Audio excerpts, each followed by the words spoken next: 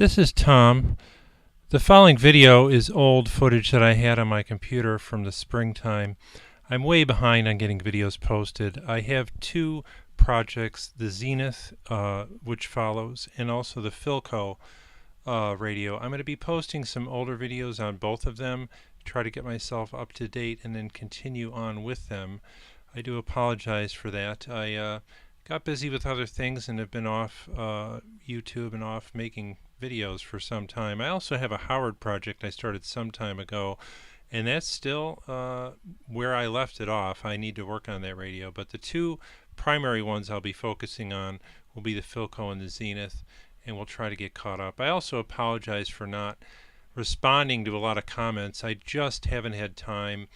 I'm trying to go back through my old videos and respond to comments. I realize a lot of them are outdated now, and I apologize to people that have commented on my videos and I have not answered you. I'm not ignoring people, it's just a matter of having the time to go back through there and do that. I just haven't done it with work and family, etc. So I'm back in the ham shack, back in the repair shop, combination ham shack, working again, trying to get caught up on projects as well as videos. I do thank you all for watching. This is Tom, K2BEW, and sorry, I will be posting one more video on this Zenith, bringing me up to where I am now, and then we'll continue with that project. Thanks for watching. Well, we're back in the house. The radio is in the ham shack, and I'm in the process of trying to pull the chassis. So I thought I'd give you a little view of that. I took the knob off the front. It was a brass knob and a secondary knob and another knob. This knob apparently got too close to somebody's heater because it's melted. I don't know if you can see that, how deformed it is. It's literally melted. It had a set screw, that one popped off, and I had to use a sock, the old Bob Anderson sock method, which if you can't get a knob off, and it works very well and you don't want to break it, you wrap a sock behind the knob and pull it with even force straight toward you, and it pops out. And then this is the back knob, which is actually the band selector switch, and it's solid brass. That should clean up nicely. It's got some old paint on it from when this guy painted the chassis, I think. Yeah, before I do that, I almost forgot. There's one clamp on the bottom. You take out the screw, and that holds the wave magnet in. It's simply got two pivots, one on the top and one on the bottom of the pivot. The guy did, unfortunately, reinforce this with this nasty plastic tape. I don't know that I'll be able to pull it off without destroying the cardboard label. I mean, I love this label because it's made to look like a metal riveted box, even though it's made out of cardboard. And of course, he taped right over the top of that with this plastic tape to reinforce it. And I guess it needed reinforcing, but I would have done it with some kind of glue and preserved the look of the box. If there's any way possible for me to get that tape off without destroying the outer covering that has the graphics on it, I will do so. And of course there is a wave magnet antenna, which is basically a coil antenna wrapped up inside there. It's really too bad he did that. I guess he wasn't worried about being authentic. So back up to the chassis now. I have a little better light. As I come out, you see, that's what I was thinking. The wires, and you can see the modern clips in there. Of course, he rewired this front end. Okay, I see. Those wires, which go down into there, those are the band switches on that side. You can pre-select the bands, and those are the ones I was pushing outside that were changing to the Albany stations. You would tune those slugs to the channel you wanted, and then by pressing each button on the front panel, it will tune in the station that the slug is tuned to. He has rewired it, obviously, and I will have to get those out, which I'll do momentarily. I think I can pull them all out. this side. Now let's take a look at that side. What has to be done to do this side? This side is the tone selector, which didn't actually seem to work when I was pushing those buttons out front. That's definitely more permanently wired in. That is soldered to the front. He's got it all banded together with nylon clips. Yeah, boy, how the heck did he do it, I wonder? Because he would have had to... He's got some of them cut. Maybe that's why it doesn't work. Yeah, it's going to take some doing. I think I'm going to have to take that... Boy, I'm not going to cut them all, I hope. But he somehow must have wired this up after the thing was in the chassis. After the chassis was in the cabinet. I don't see a way that they unplug easily. I'm going to take a closer look at this off camera. Actually, the front panel clips out. I don't know if you can see that clip right there. Let me try to see. This thing looks like it. Oh yeah, like it. Yep, that goes over, and that releases the front from the front of the cabinet, and then you can probably turn it sideways and slide it out with the chassis. I can't do that on camera. Let me push that through and I'll come back. Yeah, that was no problem actually. I undid the clip you saw me do, pushed it forward, turned it sideways, and just pulled it through the hole. So now it's inside with the chassis. So we'll be able to take a closer look at that. I wonder if the other side comes out like that, because if it does, that would be easy. Oh yeah, there's a clip. I'm going to try to get that, I can't see, I'm blocking you from with my light. I think the other side comes out the same way, that coil pack for selecting the bands. I'll be right back. I'm around the front of it now. What basically happened here is I undid the inside clip, same as the other thing, and the whole switch thing just fell right out the front.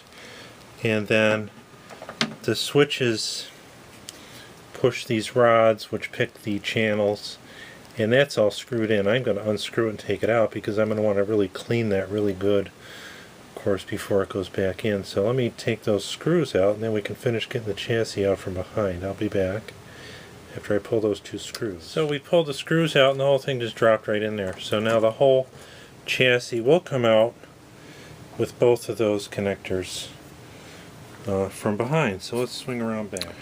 Okay, now you can see with the band switch out and the other switch out, they're just kind of sitting in here. I'm going to make sure they're secure. I don't want them flopping around.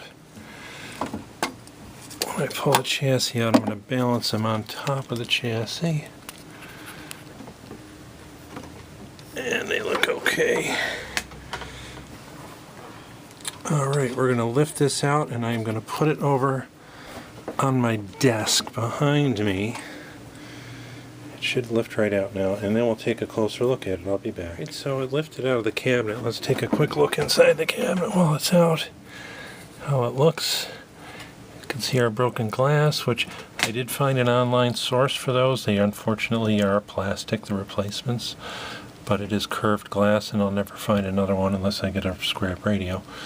So the new one will be plastic when I get a replacement. In the cabinet, as you can see, the guy that painted this painted the inside of this beige, which is similar to the base color of the front of this thing. I think he painted it all beige and then did that fake antique stuff over it. It's supposed to be black on the inside, like the bottom is, like the original tag shows. There's black paint behind it. By the way, this is a model 8S661. It's an 8-tube radio, if I hadn't said that before. So I will repaint this black again, the way it's supposed to be. Let's take a look at it on the desk. And you can see the front knob now. That outside brass ring, which I said is the band switch, went right here and it clamped to this, which turns this, which changes the bands. 3 bands. Kind of neat. It's very dusty. You need a good cleaning. It's got some surface rust that'll need some cleaning. Let's take a look here. Let me turn it. Better. Now I have not looked underneath yet, so we'll be looking at the bottom up together to see what kind of work has been done on this in the past. The bands, I know he rewired these. Obviously, he left the mica caps. Gotta be real careful of these coils. I don't want those to get damaged. Let me just go off camera and set those down before I tip this thing up. Alright, the coils are safely out of the way in the back. And you can see, we'll just take a quick look over the top.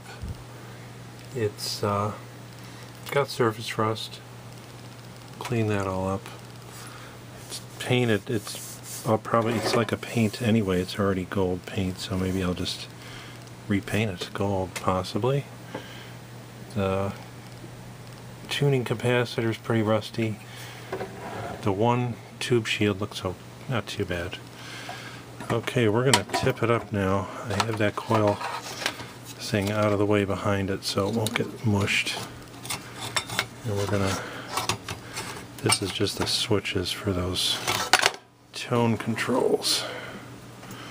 First look underneath. What do we find? Yeah, he recapped it. I kind of figured he must have because it was running. And, oh. He looks like he did a good job. He used, I think, their sprayed orange drops. Let's see if the brand. Can't read the brand. No brand, but they look like orange drops. There are still some a few paper caps hanging around in there, surprisingly enough. And there's a tuning flywheel. That's nothing more than a weight for the front tuning. And the tuning I bought, oh, that's the remnants of it, okay. I bought a new drive. Look at how shriveled up that is. That's the remnants of the drive belt right there, that rubber. That would go around this, which in turn would go around this, and the string is intact up above it. You can see that focus black spring up there. But there'd be a band that goes around here to here, and it's a rubber band thing, and I ordered one. There's a company that makes them. I'll throw their link in the bottom in case anybody needs a Zenith band belt. Actually, they make them for other radio brands besides Zenith. You use them. One thing Zenith was known for, similar to Philco of this era, is the plastic, the rubber wiring that crumbles, and I can see some original back here. That's the old rubber stuff that crumbles. That's going to have to be replaced. That's new wiring. He did replace some of it. He just didn't replace all of it. He must have left that because it's not in as bad a shape. His daughter kept saying the shortwave didn't work, and I don't know why. Maybe it works and they just didn't have an antenna and didn't realize you really need an antenna to listen to shortwave. Even with that wave magnet antenna, I don't know how good that is for shortwave. But surprisingly, he left 1, 2, 3 paper caps in there. Some dog bones. He replaced some of the dog bones with newer carbon comps. And that's it. I don't see any other paper caps. Of course, he left the micas in there. He obviously knew what he was doing. He didn't do too bad a job, so fortunately her father knew something about electronics, and he rewired this whole thing. This is the radio harness that goes to those coils, which is a huge cable that he rewired to the preset coils, and they seem to function. What doesn't seem to function, at least it didn't seem like it did, was the tone controls. And those are down here, wired in here, so I have to look at those. In fact, is that? Yeah. Alright, well, there's a look at the bottom of the Zenith 8S661. There's an old tag. Doesn't really say anything of any importance. Here's the actual tag for the radio.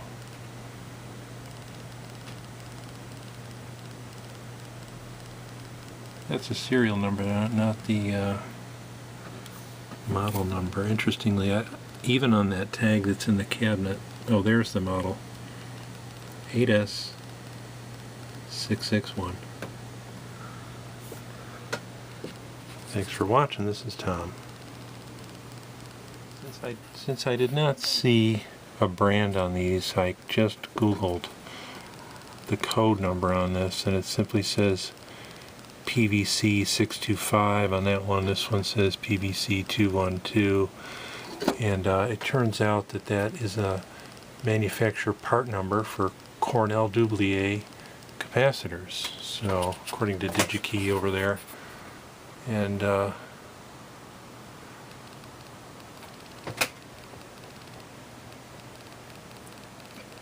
Cornell Dublier Electronics, CDE.